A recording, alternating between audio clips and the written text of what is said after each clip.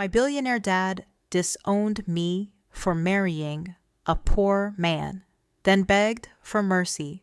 Years later, my name is Sophia Langford. I am 32 years old now, but this story began when I was 26. I grew up as the only daughter of one of the richest real estate tycoons in the country. My father, Victor Langford, built an empire worth billions. He gave me everything: private schools, luxury cars, trust funds. But he also controlled everything. Then I met Ryan. Ryan was a simple auto mechanic. He worked with his hands, fixed cars in a small garage, and had a quiet smile that made my heart feel safe. He didn't care about my last name or my money. He cared about me. When I told my father I wanted to marry Ryan, he laughed at first. Then he got angry. "You are throwing away your future for a grease-stained nobody?" he shouted. "People like him don't belong in our world." I begged him to meet Ryan properly. He refused. On our wedding day, my father stood up in front of 300 guests. The hall went silent as he raised his glass. "Today I disown my daughter Sophia," he announced coldly. "She is no longer part of this family. No inheritance, no trust fund, no connection to the Langford Empire. She chose a beggar. Now she can live like one." Gasps filled the room. Some guests looked shocked. Others whispered. My mother cried silently but said nothing. Ryan just smiled gently, squeezed my hand, and whispered, "We don't need any of it. We have each other." That day, my father cut me off completely. No money, no support, no contact. We moved into a small apartment. I got a normal job. Ryan continued working at the garage. We lived simply, but we were happy. 2 years later, we had a beautiful daughter, Emma. Life was hard sometimes, but it was real. Ryan never complained. He worked extra shifts so Emma could have toys and I could rest. He fixed everything in our home himself. He made me laugh every single day. 4 years passed. One evening, I received a call from my father's assistant. My father had suffered a major heart attack. The family company was in crisis. Several big deals were falling apart, and he urgently needed help. I went to the hospital not out of revenge, but because he was still my father. When I entered his private room, he looked weak and pale. My uncles and cousins were there, looking tense. "Sophia," he said hoarsely, "the company is collapsing. We need fresh capital and new partnerships. I need you to come back. Sign the papers. You're still my daughter." I stayed quiet.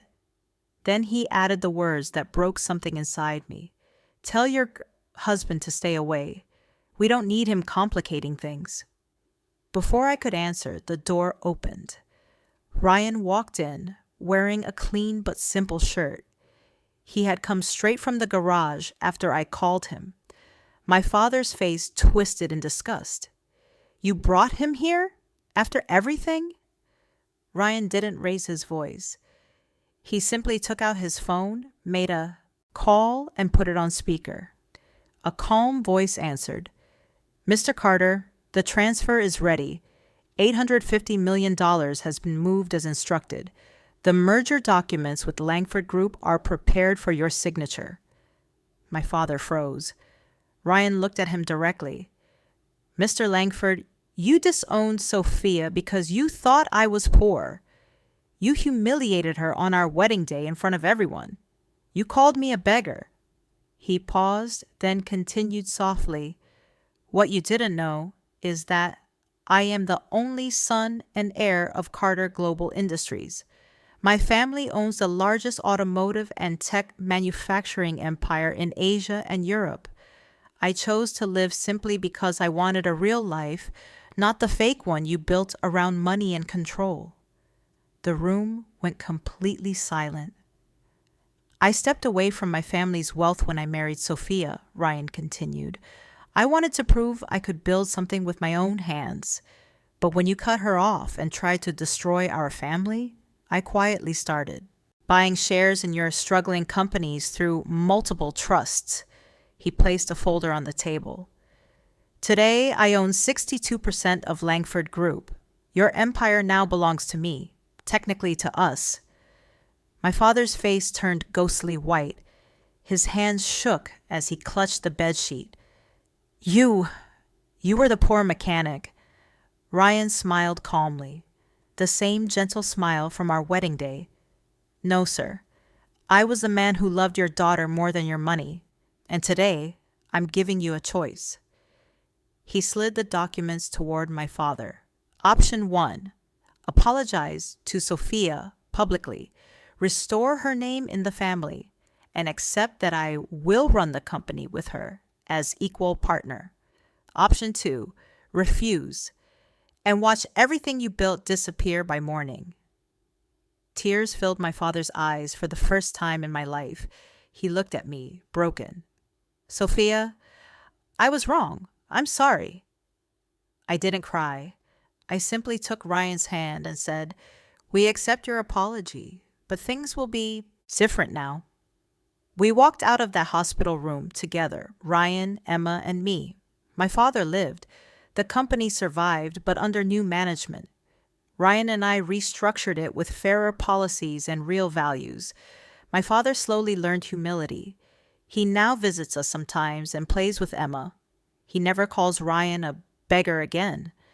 I chose love over money once, and in the end, love gave me everything, including the sweetest revenge. Never let anyone tell you that the person you love isn't enough.